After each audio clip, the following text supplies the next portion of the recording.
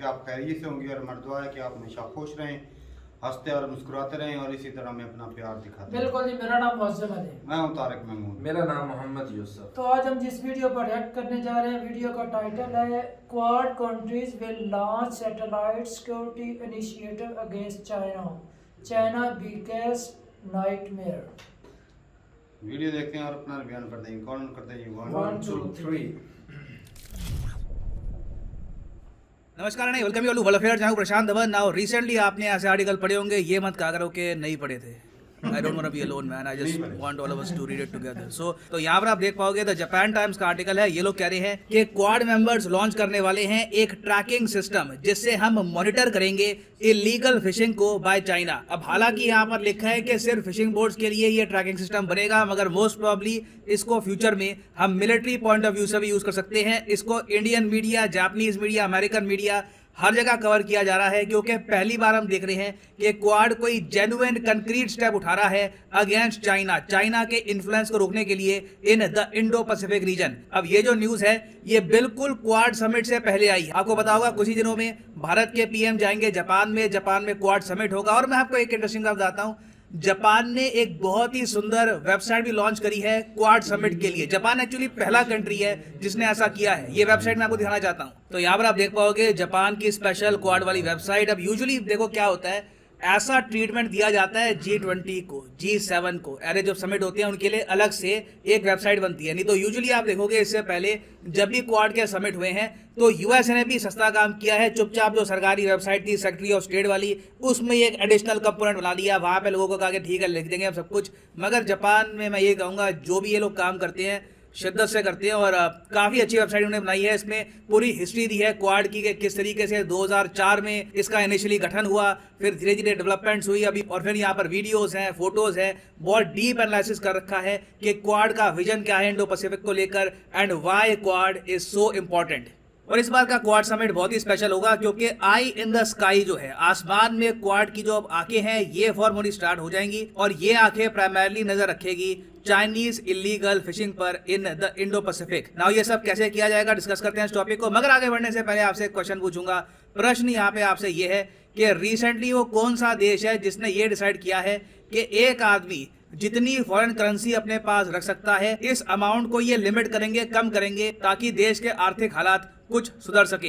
ये है यहाँ पे आपकी option, Pakistan, Ukraine, Nepal, Sri Lanka. Recently इस पर बहुत आर्टिकल्स पब्लिश हुए हैं। लिखेगा इसका आंसर कमेंट सेक्शन में, सही आंसर मैं आपको दूंगा वीडियो के एंड में। ऑलराइट, तो सबसे पहले तो यहाँ पे आप मुझसे एक बहुत ही बेसिक क्वेश्चन पूछ सकते हैं कि आज के समय इतनी सारी वेबसाइट्स हैं ऑनलाइन जहां पर जो भी कार्गो शिप कहीं पर जा रही है, कोई फिशिंग शिप कहीं पर जा रही है, उसका डेटा दिखता है। आप लिटरली आप रियल टाइम पे देख सकते हो कि ये शिप यहाँ से वहां जा रही है, ये शिप यहाँ पर मूवमेंट कर रही है। तो हमको सैटेलाइट की आवश्यकता क्यों है चाइना की जो ये शिप्स हैं इन पर नजर रखने के लिए, जबकि हर शिप पर ट्रांसपॉन्डर लगा होता है। ट्रांसपॉन्डर क्या होता है यहाँ पर आप देख पाओगे, ये एक एग्जांपल है। चाहे कार्गो शिप हो, कोई बड़ी फिशिंग बोट हो, उसके ऊपर आपको दिखेगा इस तरीके से एक ट्रांसपॉन्डर। कोई बहुत छोटी, कोई अगर मान लो कोई बोट है गरीब मछुआरों की, वो अलग बात है, मगर यूजुअली कमर्शियल फिशिंग जो करते हैं या फिर जो ट्रांसपोर्ट करते हैं कार्गो, वहां पे आपको ट्रांसपॉन्डर मिलेगा। इससे बेसिकली आसपास के देश पता लगा सकते हैं कि ये कार्गो शिप कहाँ पे है। मान लीजिए कल को कुछ अनहोनी हो गई, तूफान आ गया, यहाँ पर आग लग गई, तो आसपास के देश एटलीस्ट ट्रैक कर पाएंगे कि ये कार्गो शिप है कहाँ पर और उसी के हिसाब से हेल्प भी भेज पाएंगे। अब जो चाइना की शिप है ये थोड़ी सी शरारती है। शरारती क्या कह लीजिए, लिटरली ये काफ़ी इविल इंटेंशन है लोगों की। ये लोग काफ़ी बार क्या करते हैं, अपने ट्रांसपॉन्डर्स ऑफ कर देते हैं। इस पर रिसेंटली बहुत आर्टिकल पब्लिश हुए थे। यहाँ पर आप देख पाएंगे CNN का आर्टिकल है, चाइनाज डिसअपियरिंग शिप्स। और अभी आपको एक एनिमेशन में दिखाता हूँ ये कैसे होता है। चाइना की गवर्नमेंट काफ़ी बार इनको एक सीक्रेट मैसेज भेजती है अपनी कार्गो शिप को, अपनी फिशिंग शिप को, कि गायब हो जाओ, अचानक से अपने ट्रांसपॉन्डर्स इकट्ठा गायब कर दो। इससे बेसिकली क्या होता है कि चाइना की फिशिंग शिप कहाँ पे है, कि कार्गो कहाँ पे है, इसके बारे में दुनिया को कोई आइडिया नहीं लगता। अब यहाँ पर आप देख पाओगे ये यहाँ पर चाइना है, ये नीचे यहाँ पर साउथ चाइना सी हो गया और ये यहाँ पर है ताइवान। अब नोटिस करिएगा ये जो यहाँ पर चाइना की शिप्स है ना, अचानक से गायब हो जाएंगी। ये अभी आपके सामने AIS पोजीशंस हैं शिप्स की और यहाँ पर लिखा है चाइनाज वैनिशिंग वेसल्स। इस तरीके से ये अचानक से यहाँ पे आप देखोगे सडनली ये ट्रांसपॉन्डर अपना ऑफ करना स्टार्ट कर दिया एंड बूम गॉन, सारी चाइनीज शिप्स गायब अचानक से।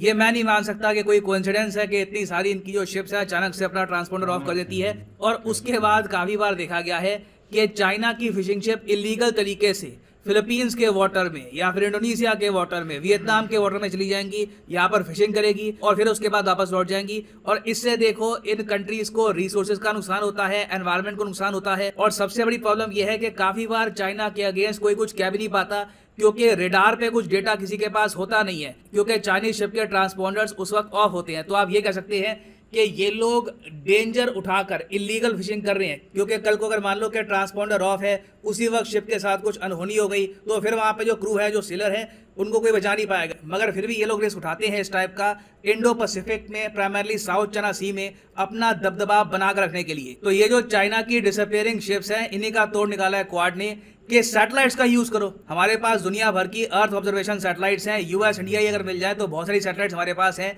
हम आराम से मॉनिटर कर सकते हैं। और ये जो डेटा हमारे पास मिलेगा ये सिर्फ क्वाड कंट्रीज के लिए नहीं होगा। मेरा मानना है कि मोस्ट प्रोबेबली ये डेटा हम लोग शेयर करेंगे आसियान कंट्रीज के साथ, इंडो पैसिफिक में जो बाकी देश है उनके साथ, ताकि उनको पहले अंदाजा लग जाए कि चाइना की कार्गो शिप उनके वाटर में आ रही है, क्योंकि ट्रांसपोंडर ऑफ करके आएगी आपको पता लगेगा नहीं। तो जब आपके पास सैटेलाइट डेटा होगा तो पहले ही आपका कोस्ट गार्ड तैयार रहेगा और आप उनकी इलीगल फिशिंग शिप को वहीं पर रोक सकते हैं। और ऑब्वियस सी बात है, चाइना क्वाड के इस स्टेप से खुश होगा नहीं। ये पहली बार है जब क्वाड लिटरली एक बड़ा स्टेप उठा रहा है अगेंस्ट चाइना। और मोस्ट प्रोबेबली यहाँ पर फिशिंग शिप के अलावा इन द फ्यूचर सीक्रेटली हम चाइना की जो मिलिट्री है इस पर भी नजर रख सकते हैं। इसकी हमारे पास ऑफकोर्स ऑप्शन है, बाकी उसको हम एक्सरसाइज करते हैं नहीं करते वो सिचुएशन पे डिपेंड करेगा।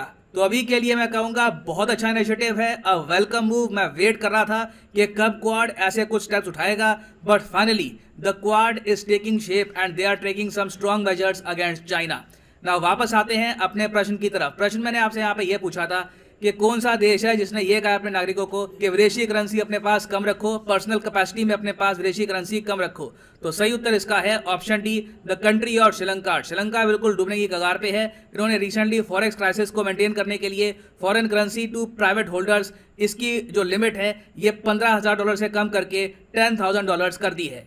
और फाइनली यहाँ पर मैं ये भी ऐड कर दूं कि आप किसी भी एग्जाम की तैयारी कर रहे हैं, चाहे UPSC, bank, SSC, NEET, IIT, JEE, आप परचेज कर सकते हैं अनअकैडमी के क्वालिटी कोर्सेज। सीधा जाओ कमेंट सेक्शन में, यहाँ पे आपको मिलेगा लिंक। अगर मान लीजिए फॉर एग्जाम्पल आप प्रिपेयर कर रहे हैं let's say for bank examinations, तो क्लिक करिए बैंक सब्सक्रिप्शन डायरेक्ट लिंक पर और यहाँ पे आपके सामने ये जो पेज है खुल जाएगा और इसके थ्रू आप यहाँ पर परचेज कर सकते हैं 12 महीने 24 महीने का कोर्स। और यहाँ पे ऑलरेडी कोड PD10 लगा हुआ है जिससे प्राइसेस गिर चुके हैं। देखो कोड जब आप PD10 नहीं लगाते तो प्राइसेस बढ़ जाएंगे, मगर जैसे ही कोड यहाँ पर आप PD10 लगाओगे the prices will start falling. So हमेशा use the code PD10 and save money. So इसी नोट के साथ ये है वीडियो का अंत। Thank you for listening and as always God bless you all.